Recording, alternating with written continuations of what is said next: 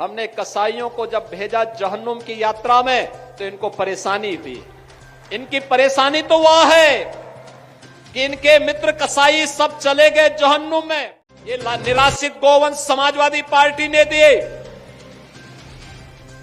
और इसीलिए इन्होंने गायों को लावारिस छोड़ दिया था। देखा ना समाजवादी पार्टी के मुखिया क्या कहते हैं? कहते हैं गोबर से मुझे दुर्गंध आती है। ये है इनकी असलियत, यही है क्योंकि गौ माता को कसाईयों के हवाले करते थे। हमने कसाईयों को जब भेजा जहन्नुम की यात्रा में तो इनको परेशानी हुई। इनकी परेशानी तो वह है कि इनके मित्र कसाई सब चले गए जहन्नुम में। तो अब इन गोवंश को बचाने की चुनौती थी तो आप ही की धरती के सपूत, आप ही के द्वारा चुने गए आंवला के विधायक ने 7,700 से अधिक निराश्रित गौ आश्रय स्थल खड़ा किए और आज वहां पर 14 लाख गोवंश की देखभाल स्वयं राज्य सरकार कर रही है और शेष हमने अन्नदाता किसानों को दिए हैं। आप भी पालिए, एक गोवंश पर 1,500 रुपया हम महीना आपको उपलब्ध करवाएंगे। अगर कोई किसान 4 गोवंश रखता है तो 4 गोवंश के लिए 6,000 रुपये महीना हम उनको देते हैं।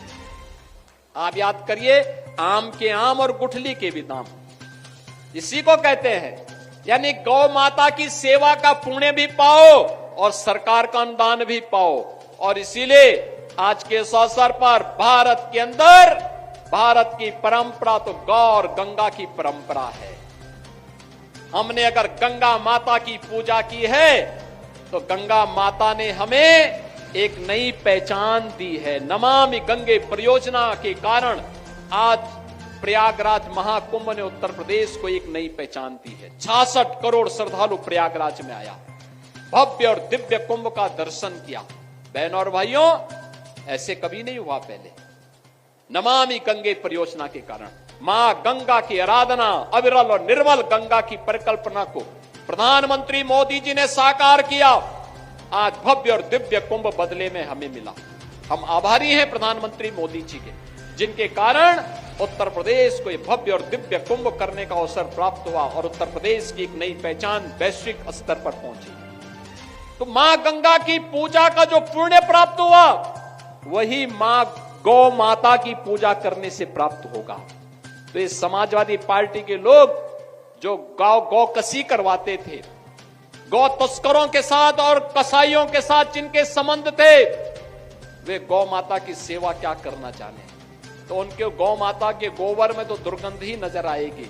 उन्हें अपने कृत्यों में दुर्गंध नजर नहीं आती है, उन्हें गौ माता की सेवा में दुर्गंध नजर आती है। और इसीलिए उनके अध्यक्ष के मुंह से निकल ही गया।